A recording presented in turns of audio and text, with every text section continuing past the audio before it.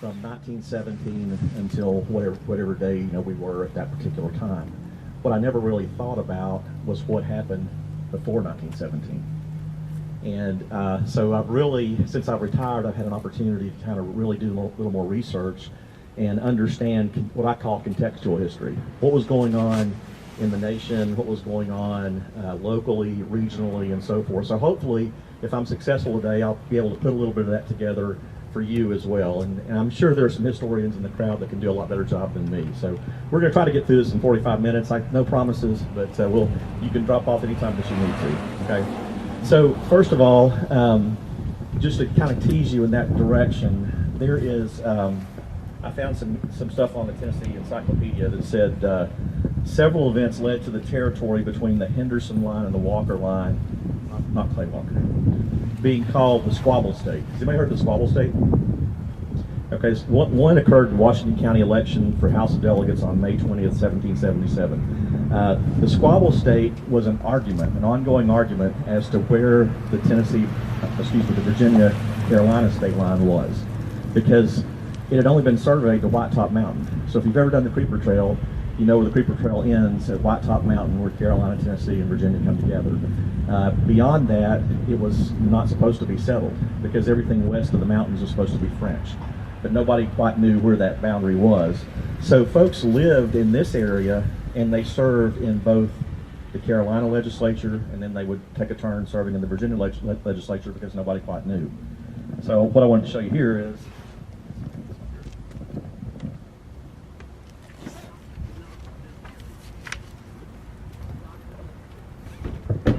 so the red on this map is the original incorporation of the city of Kingsport. The yellow is basically the existing city limits. If you can see that dot right here, that's basically Fort Patrick Henry Dam. That dashed line was supposed to be the state line. If they had gotten the survey accurate, we would be in Virginia, as would Bristol. Johnson City would be in Tennessee. So if you don't think that state lines and politics would matter, think about how different our lives would be had the survey been correct. Okay? Ironically, yeah, exactly. Ironically, the person surveying for Virginia was Peter Jefferson, who was related to Thomas Jefferson, and the person surveying for North Carolina was Richard Henderson, which is the namesake for Hendersonville, North Carolina, and Hendersonville, Tennessee. So, and the guy who paid Carolina's surveyor made errors that favored Carolina, and Virginia's favored Virginia. So, and if you carry that all the way across to the Mississippi, they fixed it once they got west of the second Tennessee River crossing. So if you are familiar with the shape of Tennessee, it dips down, and that's why they fixed it. So, in the Tennessee Encyclopedia was saying that for lack of a better term, they just went ahead and said that the Holston River was the dividing line at that particular time.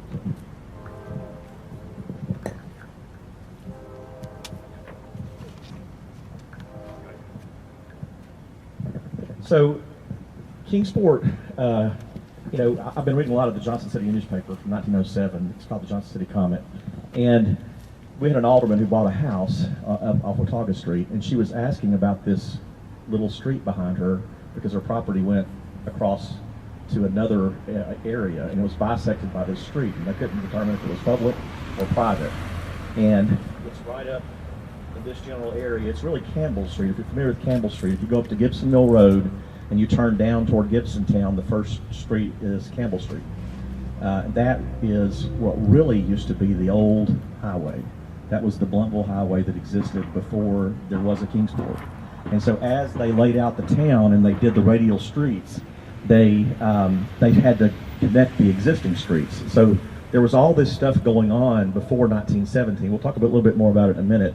But imagine, if you will, the road went from Lovedale, which is right down here at Sullivan Street and Donaldson Drive and Lovedale Drive.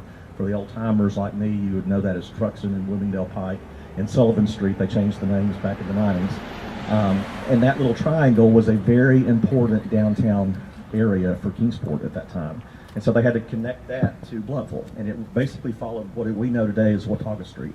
So they made a bend in Watauga Street to make it connect to Church Circle so that the town plan would fit together. They also, thank you, these the streets that moved to the east, like Cherokee and Cumberland and Island and so forth, those were platted as residential streets. So there were actually houses.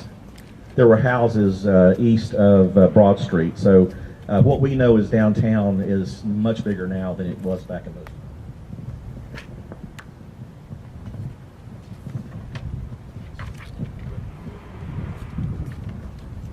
So this is the general map of Kingsport, Tennessee from 1919, John Nolan, city planner. Now, 1906 is when the original layout was done, and that was by Earl Draper, and he worked for the railroad company. So it was not, John Nolan did not lay out downtown Kingsport. John Nolan laid out what we call the City Beautiful movement. That was what was happening in city planning at the time. If you think about all the cities you visited and you think about the grid patterns, A Street, B Street, C Street, Main Street, Market Street, that's what was happening at the time. The City Beautiful movement was after World War I in Europe, when they were starting to rebuild, they were starting to think about how can we make cities more livable? How can we give garden spaces, open spaces? And you got to remember back in the day, there was no air conditioning. So you had to have places where you could have your windows open. You didn't have central heating and air. So having access to light and air was a very important thing. So John Nolan kind of took what was already here in 1906 and then he expanded it out. So think about as you go out into Fair Acres and say Catawba Street and you see these triangles and all these serpentine streets, that's more of what Nolan did. And he integrated this as well.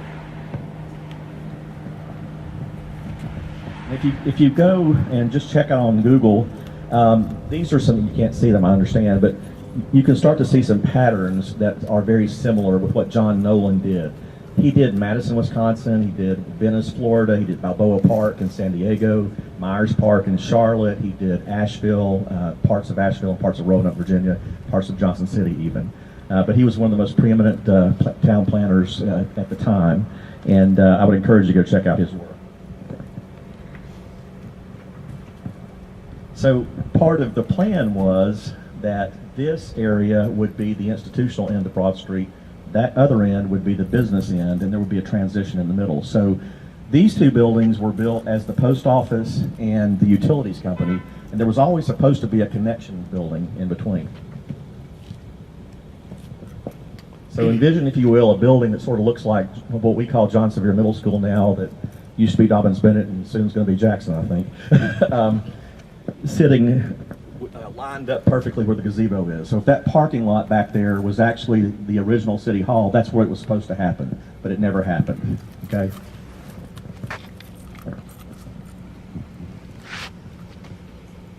And then on the other side of the street, to perfectly mirror it, was the Kingsport Inn.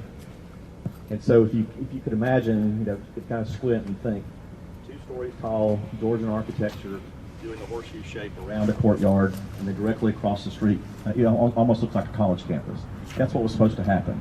But over time, plans have to change. I understand that, but we tried our best to bring City Hall back when we had the opportunity to do so. And so, if you have not had an opportunity to go into the new City Hall, it looks pretty amazing. And Clint, great job on that. Thank you.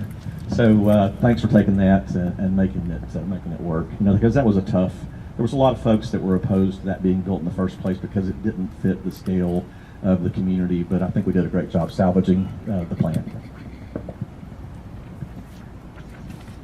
The other thing I want to point out to you is that Church Circle didn't always match. So First Baptist, see on there, see the 2 turrets there? First Baptist was a Gothic style building, and then next door to it, First Presbyterian was what I would classify, I need a real architect to tell me what these are, but a ranch style, just a flat building that was originally a school and then converted into a church. And then First Broad Street built later, and of course you had the Northern Methodist and Southern Methodist that became United Methodist. That's why you have 2 Methodist churches on one side and the rest the other way. I was talking back early in my career, I was responsible for historic zoning, and I was talking to the pastor at the time, Reverend Hawkins at First Baptist, and they were having a big discussion whether they should renovate on Church Circle or whether they should move. And he said, we decided to renovate because we thought that if we left Church Circle, that would be like knocking a tooth out of the smile of Kingsport. And I thought that was a great analogy. But what happened was when they got in there and they started demolition, they realized that they had closed up the upper rafters of the old sanctuary, and now there's a really cool classroom. What's it called? You know? Yeah, go there. I'm sorry. There's a classroom that has the big heavy timbers. That was really just almost like a time capsule where they closed it up when they renovated the structure. So it was a pretty cool thing to see. So it wasn't until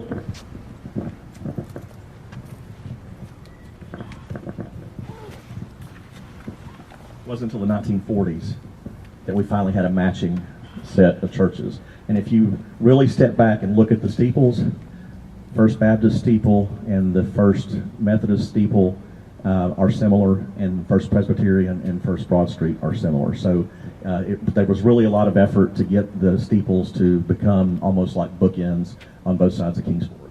And I don't know how y'all feel about it, but you know, I've become quite opinionated in my retirement.